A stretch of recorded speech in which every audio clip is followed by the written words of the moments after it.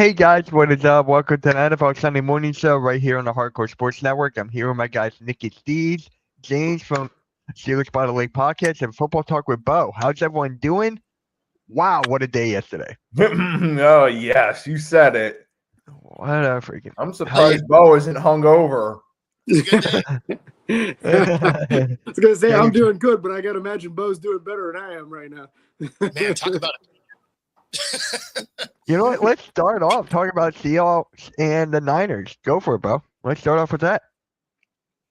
Yeah, I mean, I kind of thought it would be a Seahawks win, right? I really thought it was going to be closer than this. Like it was, you end up with that kickoff return, and then you saw that flag come out, right? And immediately your thought is, there was holding, it's coming back. And then you saw their kicker try and slide tackle him, which was wild. Right. It's only dumb if it doesn't work, right? Because if you tackle him that way, he still doesn't score. It's just a 15-yard unsportsmanlike. And so, I mean, at the end of the day, it's not a bad route to go to not get your kicker hurt, but it was weird to see a slide tackle. Yeah. What are we doing right now? Yeah. No, we see the cat just going off on the Niners. Oh, I thought you were saying something. James, that game, how'd you feel? I mean, you had to feel like Michael Irvin was on the sidelines with his belt in hand because that's just the kind of whooping we saw there. It really wasn't close from the beginning. It's just kind of a masterclass by that Seahawks defense. Bo's told us all year long we need to take that Seahawks defense serious. And it was on full display yesterday, no doubt about that. So just impressive. They swarm, they get pressure very quickly on the quarterback. You didn't see Brock Purdy sitting back there waiting and having no. He didn't have time at all that whole game. So just a very impressive all-around performance, I felt like. My one question I have, though, is I was hearing a couple of days before the game about Sam Darnold having some injury and not sure what it was and whatnot. But what do you know about all that? Is he going to be good to go for next week? What did they just kind of drug him up? What's the story there? So it was an oblique injury, which it can be an issue for throwing motion, right? But he kind of caught it early, right? So he came out in a press conference, I believe it was Tuesday. It's Tuesday or Wednesday, and basically he felt a twinge and he shut it down right away, right? He's been taking first team reps all year, so it's not like it's necessarily hugely important that he takes the next day's worth of them, right? Because Friday was going to be a walkthrough anyway. So basically they shut it down right away, and he was getting treatment on it, but as you could see, he played through it just fine. Yeah. Wouldn't shock me if he is limited in practice this week, though. Again, just trying to preserve that. Because, I mean, if you don't have your timing down worked out by the championship game, you ain't going to do it in the next 2 days either. Right. It's more than fair. Nicky. I mean, I'm starting to wonder, did the Seahawks, because one buddy thinks that they might have exaggerated the extent of the injury to catch the 49ers by surprise and to make them, but that's all speculation. But as far as the game goes, 49ers can't blame George Kittle's injury for that one, because there was a lot bigger problems they had. For starters, they couldn't get anything going offensively. They scored a combined 9 points in 2 of their last 3 games, both being those games against the Seahawks. And just Seattle, Kenneth Walker. What was that? That was almost like a Sean Alexander, Marshawn Lynch's type performance right there. What a game from him, yeah. Yeah. Absolutely. I mean, that Seahawks defense, that's the best part about having a bunch of guys that play well. You don't really have one big superstar, but that means you can afford to have a bunch of guys that can make plays on that defensive side of the ball. It's not just one guy. Like usually when you have one and routes on air, just kind of felt a little something in my guys around them, because you're like, when you got them in that big Man, I just clicked great it. I just performance clicked it. by the Seahawks. Yeah. What is up? What is this, Bo? So this is kind of combat your theory of them trying to play it up, because this was the day that he had that had the injury where he came out of practice. So In routes on air, just kind of felt a little something in my oblique. Just didn't want to push it. Wasn't the day to push it, so that was it. So just came inside, got some rehab, and feel like I'll be ready to go for Saturday. So, I mean, and that was the day that injury popped up. So, I mean, it definitely wasn't like they were trying to spin it into something. That being said, we've seen Drew Lock when he's had to come in play well. In fact, Mitch has seen it firsthand. Yeah. Oh my god. Yeah. Yes, I have. But for me, for this game, I knew it was over after that kickoff return. I knew it was over. Like, the Niners just couldn't match up with Seattle, and Right. Seattle's Good just for been that Shaheed. team He all gets year. to go on a real team. Yeah. Yeah. What is up, AK? Yeah, Seattle's just been that team all year. Absolutely dominant in special teams. Oh, my If God. that were Yeah. to happen, which that's in question now, it would be Super Bowl 48 Part 2. Yes. Yeah. Can't wait for that. But now we got to get to the better game. I feel like the Broncos defeat the Bills in overtime, Oh, but they lose Bo Nix. He is Yeah. out for the season, lot to talk out for the about. playoffs. So I'm going to start with James on this one. Does anybody know what a catch is? Anyone? Bro. Take the defender out of that picture Yeah. and just say the ball pops out where the defender pulled it out. That's an incomplete pass because he didn't survive the ground. Right? So the defender ends up with that ball. The ball never touched the ground. It's an interception. Now, it's not popular with Bills fans, but I mean, it's a pretty established thing. You have to completely survive the ground for it to be a catch, because it's not like he caught the ball, took 2 steps, made a football move, which is the requirement, right? So he had 2 feet as he's going to the ground, which now means you have to survive the ground. And for the defender to end up with the ball, it's an interception. That being said, the fact that they didn't review it is a little suspect, right? Those refs, I guess, had to go home. I don't know. But, they're just like, yeah, you know what? I got a reservation. This game's already long. But so for them to not review it was probably a little bit wild. But at the end of the day, he had to survive the ground, which in this case he didn't. Right. More than Nikki? fair. Go for it. Go for it, Nikki. That was more than fair of an explanation. I think that was a better explanation than we got off the TV broadcast. That's for sure. Because it was just so quick. They moved right on to the next thing. And you had some folks arguing whether or not it was joint possession, which joint possession would typically go to the offensive player. But if it's not joint possession, then there's nothing to talk about. Joint possession would be if they were both laying on the ground together still with the ball. Yeah. Mm-hmm. Right. Which but because of the way that they rolled apart. Yeah. Yeah, And, hey, that just goes. You got to put your time in the weight room, right? That's right. Yeah. Yeah, no, it would be cold if that defender would have been like, "Oh, too small." Like, get up and flex on him. 15-yard roll, it would have been funny. True. But a great game though, right? Back and forth all game long. There were times that I thought the Bills were completely out of this game. I thought the Broncos were completely out of it at other times, and it just kept on rallying with each other. So I thought it was a fantastic football game to watch as a fan with no vested interest in one team winning over the other team. Just extremely exciting game. True. Yeah, I was so surprised that it went to overtime, because I was watching the game at home, and then I was taken off because I was going to watch the Seahawks game at Wild Wings, right? So I was like, man, I'm going to miss the end of this game. I was super bummed. And then I get there and I'm like, overtime. Yes. Yep. Uh-huh. What about Bo Nix though? Yeah. What about dude, that's.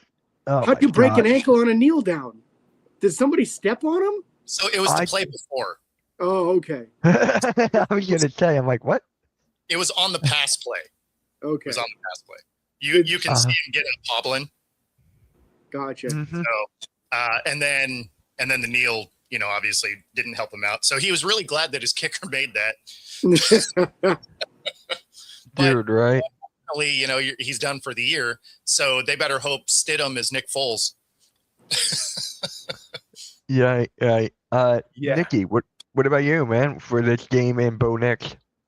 I'll start off with the rule. I think we've seen this time and time again. People debate about it.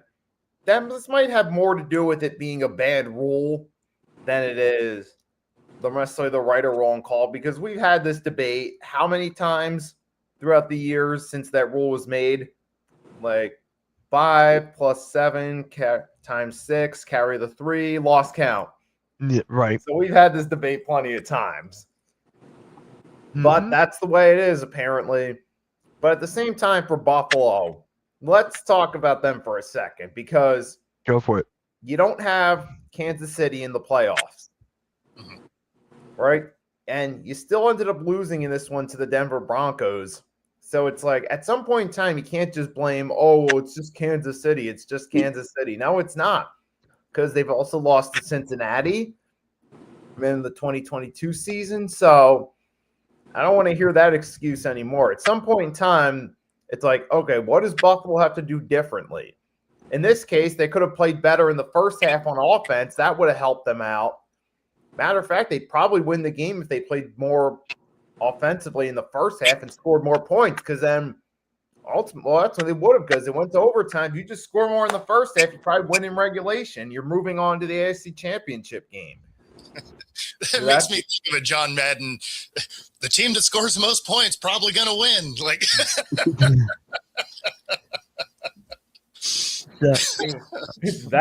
so there's that as well. But at some point in time, we just got to start looking at Josh Allen and Sean McDermott and be like, look, come playoff time, these guys have not been able to deliver.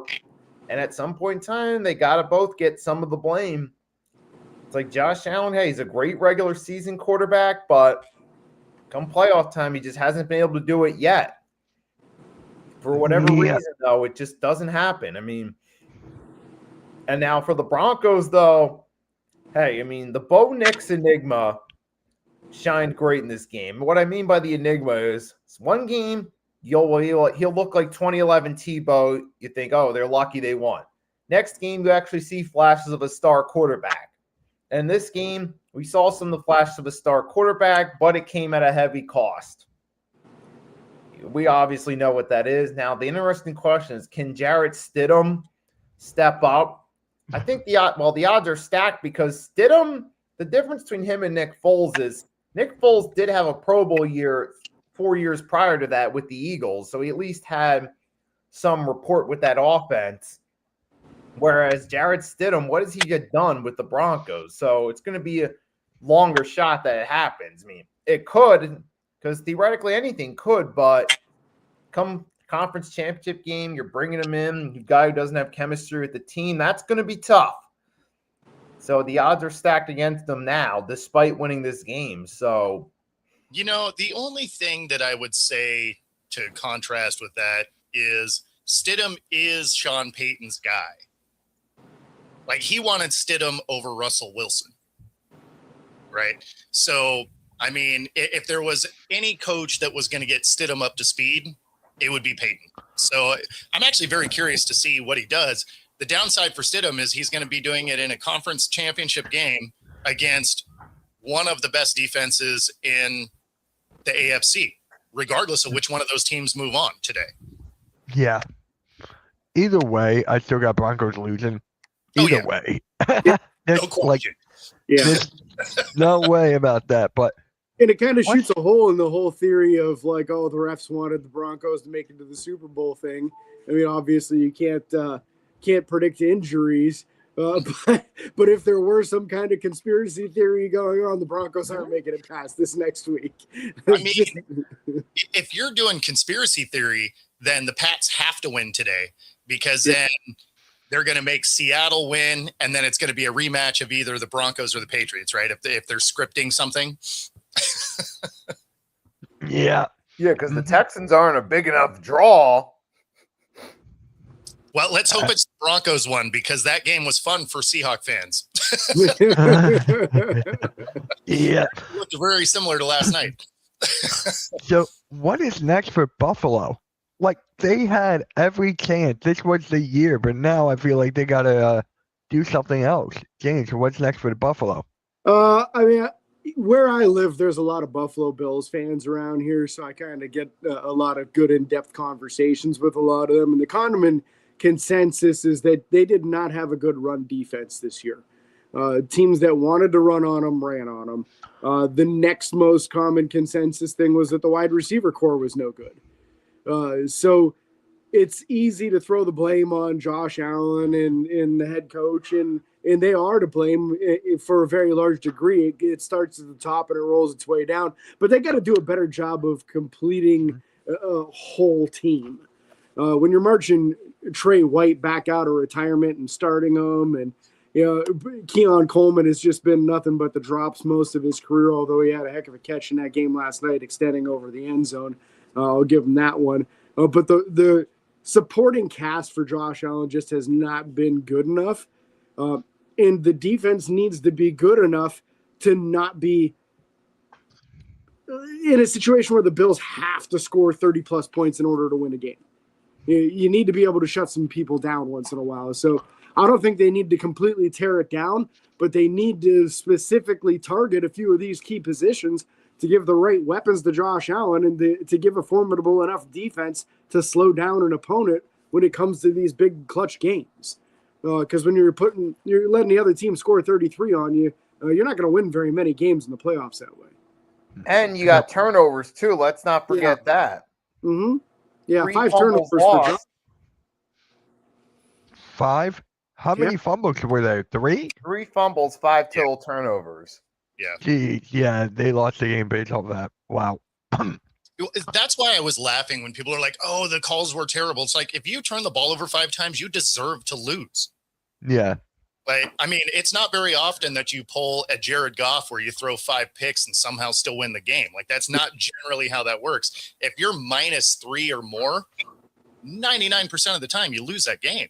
I think the stat that I heard last night, it was like 1 in 86.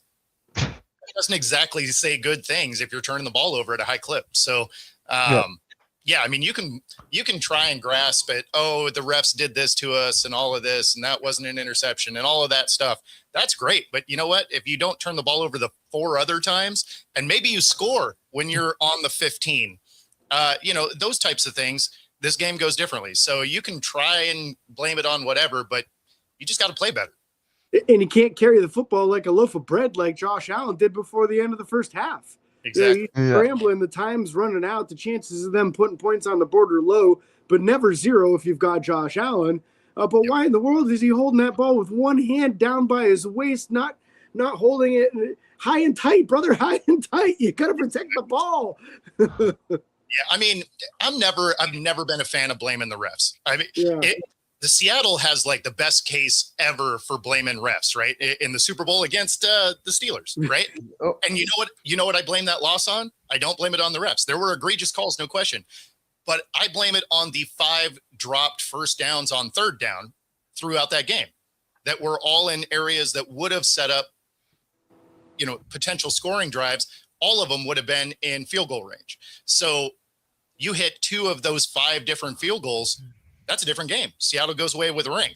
So then all of a sudden the refs are no longer a factor of that. So I never love hearing about, oh, the refs cost us this. It's like, don't leave a game up to the refs. Go beat that team. If you left it up to the refs, that's on you. Mm-hmm. So I'm going to ask you guys this. Josh Allen overrated? No? Yes? No, that team is literally built for, if Josh Allen is Superman, you win. And if he's not, the entire thing crumbles. The defense doesn't play as hard. The running game somehow evaporates, despite the fact that it was the number 1 rushing attack. It's crazy that as soon as Josh Allen has a bad day, no one else can play football. So, I mean, you can blame it on him. He had his worst day in the playoffs. At the same time, your team needs to be able to pick up a guy that isn't having his best day. Yeah. Yeah. James. I couldn't agree more. There's just not enough weapons around Josh Allen. When he's on, he's incredible. We've seen him put up incredible performances more often than not. You give him 10 games in a row, he's probably going to put up 8 awesome games, 1 mediocre game, and 1 stinker.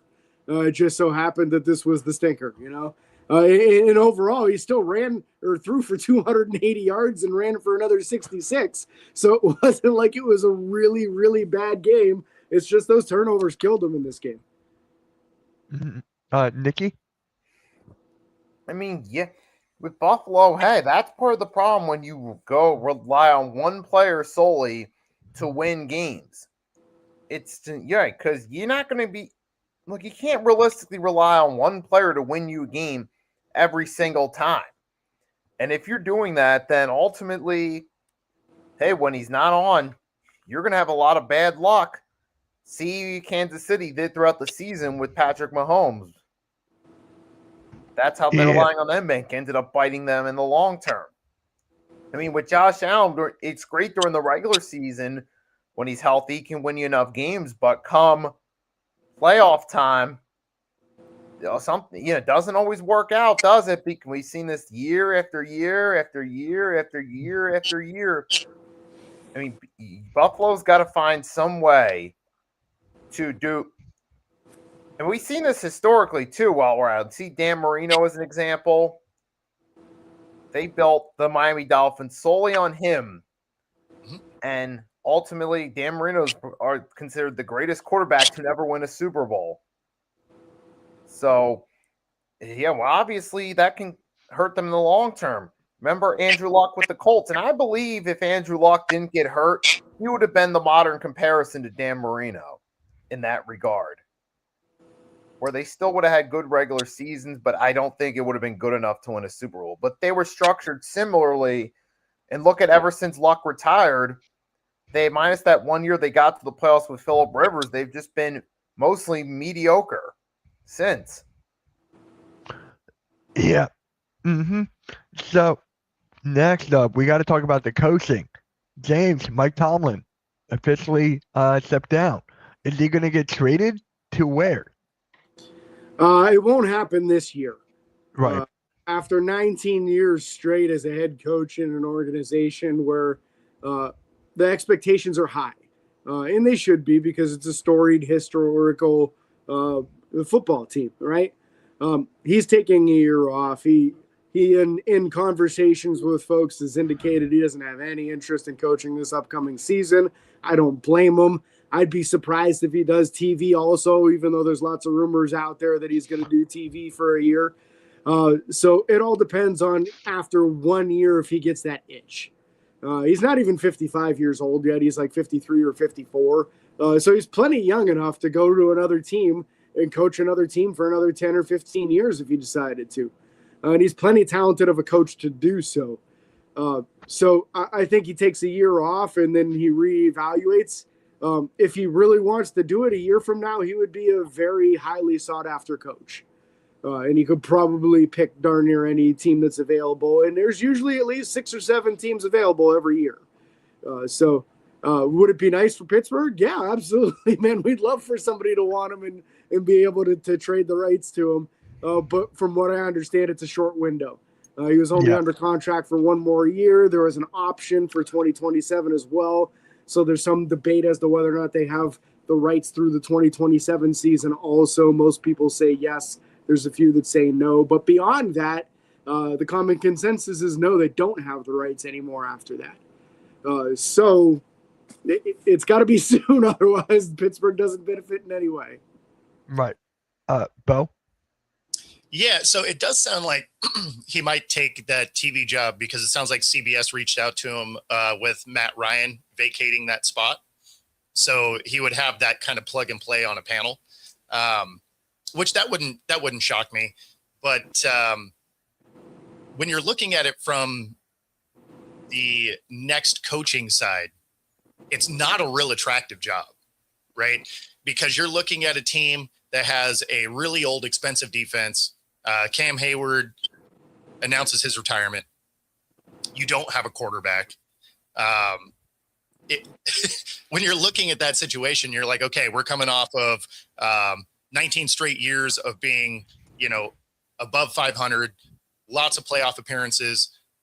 So as the next person coming in, the expectations are super high, and the construction of the team is not one where you're going to necessarily have success. So that next person that comes in, they get that first losing season in the last 20 years, and that fan base is going to barbecue them. Oh, yeah. I'm here for it, but Yeah. All right. If he joins CBS, he would join Bill Cowher. Yeah. Yep. All right, Nikki, Mike Tomlin. Well, hey, you're talking about someone who's been one of the longest tenured head coaches in the NFL. I mean, if you're talking about longest tenured head coaches for most straight seasons as a head coach, that'd be Andy Reid, because he went right to Kansas City right after his tenure with the Eagles. He didn't take any time off. But back to Tomlin, he's been around since 2007 as a head coach. He's won a couple Super Bowl. He's won a Super Bowl, been to 2. Had all those seasons without a losing record. And he did a lot of them without a really strong roster in his later years. That's a respectable accomplishment. And now here you talk about one of the best coaches of all time, retired, temporarily either taking a step back or going to accept the job in the booth like Bill Cowher, one or the other. But we know he's not going to be coaching next season. I did see that article too. Well, So, and comment. And now for Pitt. So we'll have to see about a year from now what Tomlin decides to do. But for Pittsburgh, yeah, that's going to be – it's not a favorable situation. It sounds at first like a great opportunity. Oh, go to a team that hasn't had a losing season over a couple decades that consistently makes the playoffs. Sounds appealing at first, but then when you look at the roster, you're like, okay, this might have had more to do with the coach who was there than the roster. For a inexperienced coach, that's not the place to start at. Mm-hmm. You're probably going to come with some experience in that situation. But at the same time, when it comes to experienced coaches, who's available? I mean, not Kevin Stefanski. He just took the job with the Falcons yesterday. Harbaugh we'll talk about that later. Giants, so it's going to be tough for Pittsburgh. They could take Kevin Patullo. Oh, gosh. No, Look, he saw James' reaction. He knows. We're good. We're good. And to answer your question there, Donna, yeah, I did see Cowher talking about it. He said that he didn't have that urge to coach again, but a lot of guys do. And so, it wouldn't be a surprise to me, especially based on Tomlin's age, if he wanted to make a return, for sure. But age doesn't necessarily matter. If you guys ever watched my Coach's Corner show, my co-host on that went back to coaching, and he coached in the NFL for 30 plus years, and he's currently on the coaching staff of the Tennessee Volunteers. So it's just, do you have that need to coach, right? And so some of that is really just up to the person. But Cowher came out and said that he's like, yeah, I never had. He enjoyed the next phase of his career. Right, yeah, but I gotta, as far as like the Steelers head coaching position, I have to just present my side of the argument on things. If you're looking for a head coaching job and you don't want to have to worry about getting fired right away, the Rooneys have shown to be a very patient organization that is not quick knee-jerk reaction. All indications were they weren't even planning on firing Mike Tomlin, that they were going to let him ride out the rest of his contract. Maybe they wouldn't have renewed it had they not won another playoff game. I wouldn't have been surprised.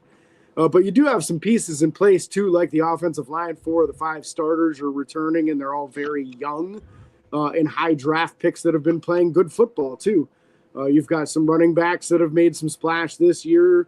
And some defenders, Joey Porter Jr.'s numbers, he didn't allow a single touchdown the entire season. So you've got some pieces to work with. So it's not like a complete dumpster fire. You just have to find a quarterback, which, of course, is one of the most important things in football. But at least you get to choose your own guy. You're not going into it with somebody that you don't necessarily like. You get to go find your own guy. If you like somebody on the roster, cool. If not, go draft somebody. Go pick somebody up in free agency. Yep. Yep. All right. So let's get right into the coaches who got hired. John Harbaugh to the Giants on a 5-year deal. I wanted him to go to the Raiders, but we all kind of knew he was going to go to the Giants. So, Nikki, how do you feel about facing him 2 times a year for the next 5? Well, it's going to be interesting to say the least because the Giants may have the opportunity to potentially get back into the mix. Now, we still have several factors you got to consider. One, they still got to complete the rebuild because we saw from this year a combination of injuries and lack of depth on their roster. They still got some work to do. But at the same time, you're talking about John Harbaugh, the best coach they've had post Coughlin easily. That's definitely a big improvement. So there's at least some potential. But here's the thing you got to consider. Considering the long haul, Harbaugh did underachieve with the Ravens, particularly in the later stretch. So there's still that risk factor involved too with the Giants. Even though I definitely do believe they give them time, they'll definitely become a better team for sure. There is also the risk that they underachieve maybe a few years from now once they get a few better players and they look like they have something to work with. So it'll be interesting to see how this pans out in the long haul. I mean, maybe, but you never know where the NFL is going to be a few years from now. You don't know, all of a sudden the NFC East could be a tough division again, or all of a sudden the Giants could be the only team good. And obviously I don't want that to happen, but the point is you never know what can happen in just a few years. I mean, we've seen this time and time again. Like, you think in 1999, say, people would have predicted the Patriots to become a dynasty? No. But, stranger things happen. 1998, would anyone have predicted the Rams to become a champion? No, but you never know what can happen sometimes. So it's one of those that we got to wait and see how it plays out, because maybe a team that you have no expectations for all of a sudden does a complete turnaround, or a team that's looking like the future's bright does a 180 and becomes a one-year fluke, kind of like the Bears with Dick LeVeaux back in the early 2000s. So there's plenty of examples where anything can change pretty much overnight. So, yep. But there is the potential for the Giants to become contenders out of it. So we'll definitely keep our eye out on them as Eagles fans and see what they do with it. Yep. Bo? Yeah, I mean, it's a smart hire, right? I mean, he has a ton of success. They have nice pieces on that roster. They have the 5th overall pick. And you're in a division where the Cowboys self-sabotage all the time. Washington is the oldest team in the league. So they had that one spike, but I mean, at this point, they're kind of already having to backfill that roster. And the Eagles struggle to get the offense going. So, I mean, this is a situation where they can be competitive right away. I don't know that they necessarily win the division or anything. Let's not get crazy, but they can be competitive in it, which is something they haven't really been in a while. So outside of that 1 year with, Saquon. So with all of the things that are on the roster, the pick, all of those things, I mean, it makes a ton of sense for him to go there. And it makes a lot of sense from New York's side too, because they get a guy that consistently wins. Now, has he had some questionable meltdowns in the playoffs over the last 4 years? Absolutely. But I mean, would it really be the Giants if that weren't true anyway? Right. James? Harbaugh's a heck of a coach. As somebody that's a fan of a team that had to play him twice a year and many times 3 times a year, it's a difficult matchup every single time you go against a Harbaugh coach team. They will be extremely physical. That won't be an issue anymore. That is what Harbaugh coach teams do, is they play very tough physical football and they play very tough defense. So you're going to see a transformation on that defense very quickly to becoming one of the better defenses in the league. Of that, I have no doubt, just based off of who he is as a coach and what his teams have presented in previous years.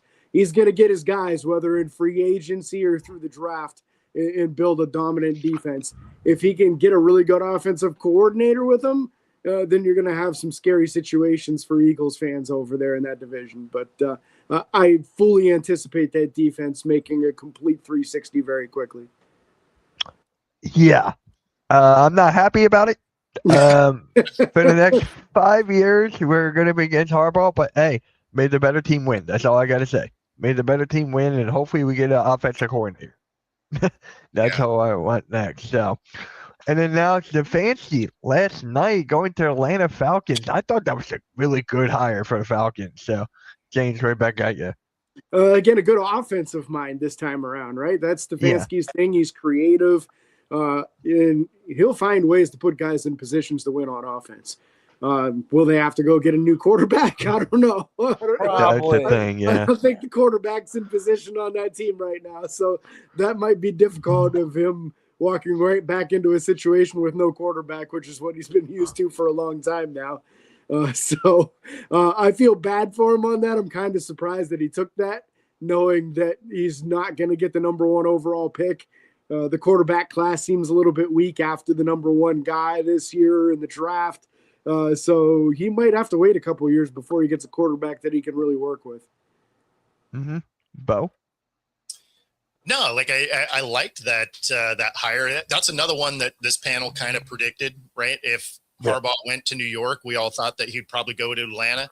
Atlanta has a lot of the same things going for him, right? They got some nice pieces on the roster, something the coaching staff that was there underutilized.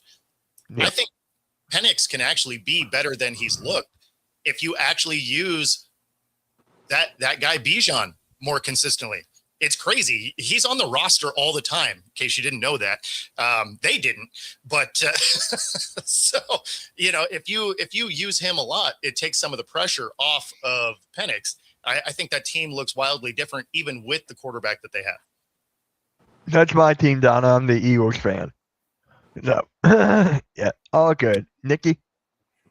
I mean, hey, I'll say this. It is on paper an upgrade for the Falcons, because here's a guy who at least got the Cleveland Browns to the playoff twice, which, knowing how disorganized that team is with Jimmy Haslam, that's actually an impressive accomplishment.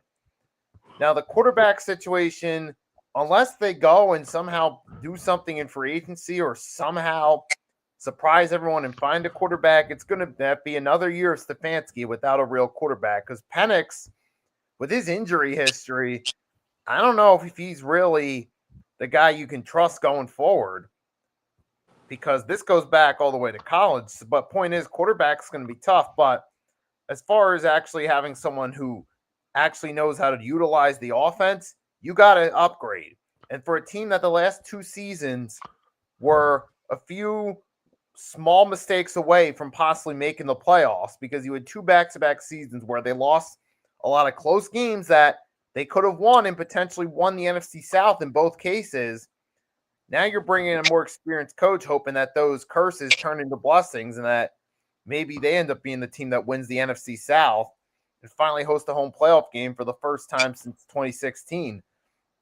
So this has potential, though. We still got to wait and see what they do with the offseason, what the roster looks like come season time. But on paper, this is a good hire. Yep. I'm just curious to see what they're going to do with Penix. Is Kirk Cousins still there, or is he gone? He's already behind the TV screen. He was doing a sideline, or not sidelining reporting, but he was doing the panel reporting yesterday. I forget which game. Oh, yeah, it was the first game, as I recall. It's funny though, because he's still under contract, right? So I would be surprised if he doesn't come back. Like he still wants to play, although he probably did like how much he didn't get hit on TV. So, I mean, the transition for him will be pretty good. He actually did a decent job up there. So when he's ready to hang it up, he definitely has a spot on TV, but I think he'll be back.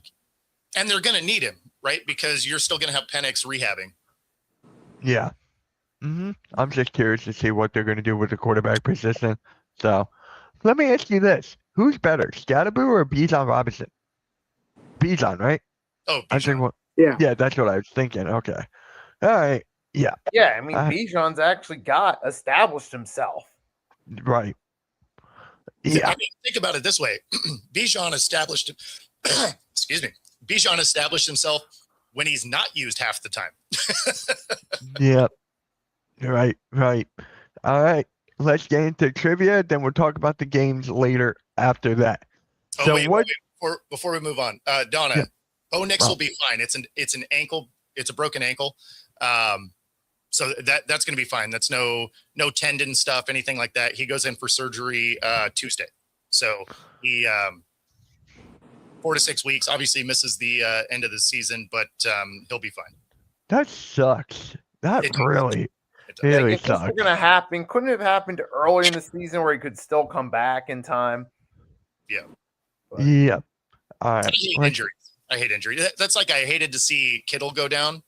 And he always gashes Seattle, but you just never want to see a guy get hurt. Certainly a guy that loves football, loves to play the game the way that Kittle does. So, and Bo Nix is kind of like that, right? Like he just wants to go out there and play, he loves playing. And so you never want to see those guys get hurt. Mm-hmm. True. That's like the worst thing possible. All right, let's get into trivia. Which team became the first number 6 seed to win a divisional round game?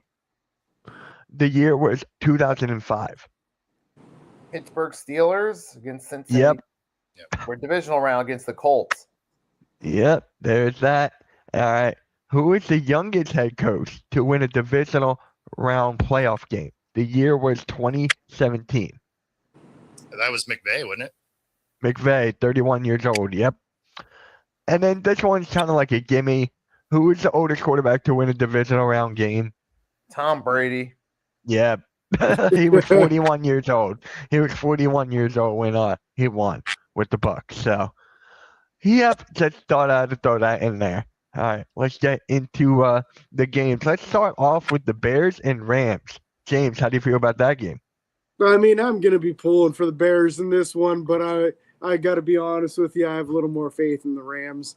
Yep. The Bears have been heavily reliant on fourth quarter comebacks, and there is a certain point in time where you meet up with teams that don't melt in the fourth quarter, and that might be exactly what happens in today's game. The Rams are a pretty well-rounded team, and that offense is pretty impressive. So it's no surprise that both their defensive coordinator and their offensive passing coach is being poached by every team out there as possible head coaching candidates, because this is a well-coached team with a lot of good players, and I would expect the Rams to win this one.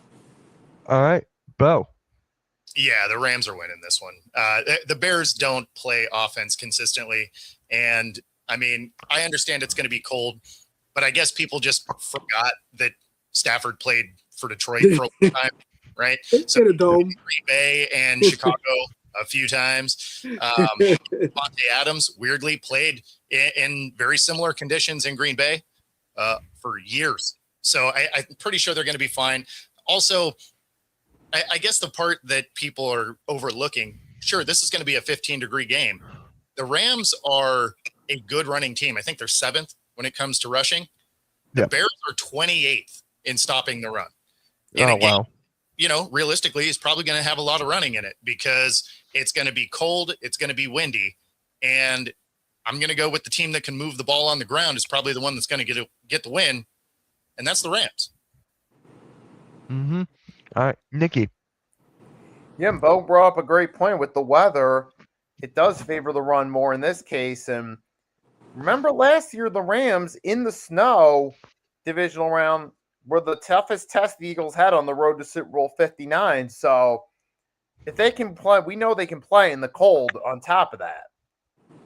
So I don't think that's going to jinx them, even though at first you might think, well, it's got to favor the Bears, but then there's the factor of the run game. And we know DeAndre Swift can run too, but with that Bears run defense, that's their Achilles heel. And this might be the week he catches up to them because you're talking about a really good Rams team with an excellent head coach and a still capable quarterback that might not be great today, but could still throw the ball from time to time and make some plays. So I'm going to lean toward the Rams to win this one on the road and bring on the Rams Seahawks next week. Yep, I got 4 words. What? I was on another tab. I was just laughing at the chat. Chaser. Okay. Boss. Gotcha. I got 4 words. I trust Matthew Stafford. That's it. That's my prediction. I'm going with the Rams. And then now we are going with the AFC Texans and Patriots. Nikki. I'll say this: the Texans' biggest weakness is quarterback headed into this one, Okay. and so I think this will probably be a lower scoring game that the Patriots will win, All right. especially All in right. Foxborough. Mm-hmm. All right. Bo. Yeah, I got the Patriots here. The problem with the Texans is look, their defense is elite, no question, right? The Patriots are a very well-rounded, disciplined team, and that's what you need in the postseason. When you watch C.J. Stroud last week, he was, turning the ball over. So that's going to be the biggest thing. Is Stroud's going to have to play one of his better games for them in this. Otherwise, the Patriots are very opportunistic and a very well disciplined team. So I expect the Patriots to cruise through this one. Again, not to take anything away from what the Texans have done. They are a little bit lopsided on their defense is great and the offense is inconsistent, whereas the Patriots are just very well rounded. Mm-hmm. James. As much as I'd love to take the Texans in this game, I just can't do it. I feel like Mike Vrabel's just such an excellent coach. He's gonna exploit any weaknesses on that Houston Texans roster. And a few of them got exposed last week. C.J. Stroud, like Bo just mentioned, turned the ball over a lot last week and looked rattled through a large portion of that game. I mean, obviously it's a very lopsided game score-wise, but with 2 late defensive touchdowns, it wasn't generally because of the offense of the Texans that they won that game. Not by that large of a margin anyway. So that's going to be a real problem going against a Mike Vrabel coach team where he finds ways to win and he has a good team to go with it. So CJ Stroud, work on your hand signals before the game. That's the best I can tell you because you're at one point in time your radio is going to go out. It's just the way that works when you play in New England. So get used to it right now. Chaser, Hey, don't there, spam man. the chat, man. We don't want to miss people's comments if we're trying to respond to them. Just stop. All right, Taser, it's all good. But for me, I am going with New England as well. The Drake May all the way. That's basically it. The year he's having, he's in the conversation for MVP, but I'm still going to give it to Stafford. So I'm going to go with that. And it comes down to the coaching, man. D'Amico Ryans versus Mike Vrabel. Which coach wants it more? D'Amico Ryans has that, but I'm going to go with Vrabel because he has the better team. He has a better team all around. So whoever wins between Texans or Patriots, and they're going to be AFC champion. Pretty much. Yeah. Feels like Pretty much. Yeah, I mean they're going to beat up on the Broncos. I don't believe in Stidham. So I don't think any of us do. Yeah. I don't think any of us do. He's like the So, tooth fairy. yeah. All right, guys. So that's going to conclude the NFL Sunday Morning Show for this week. James, what you got going on? Getting into the meat and potatoes thing. It's the exciting time of year for me because I've been used to the Steelers not making much noise in the playoffs. So East-West Shrine games coming up, Senior Bowl's coming up, all the fun, exciting things in the off-season schedule are right around the corner. So going to be talking about that on a weekly basis now. And for the first time in 19 years, a search for a new head coach. Yep. All right, Bo. Yeah. So just our standard daily show, 7 a.m. Pacific time, Monday through Friday, and of course, you can find that on our channel at Football Talk on Roku, and of course on 97.3 ICU Radio. All right, Nikki. We got on Tuesday, we got the 3-Point Blitz, episode 44 at noon. And then at 8, we got Pick'em's Conference Championship Edition with myself and Agent Warrior X. So stay tuned for that. Also be dropping some YouTube shorts. Been doing a lot of statistical ones because I know BetMGM's been doing a lot of statistical graphics over the past couple weeks about the playoffs throughout the 21st century. So I've been sharing a lot of them too, as well as some other shorts going on. So that's what's on tap for this week. Yep. So for me, I got nothing else to do today. I'm just relaxing. It's a day off for me. Thank God. Thank God. So I get to watch football. There's actually a basketball game in an hour too. So I get to watch that. So that's kind of cool. All right, guys. With that being said, like, share, subscribe. We'll see you all next week. Enjoy your day of football. And peace. We'll Peace. catch you all later, man.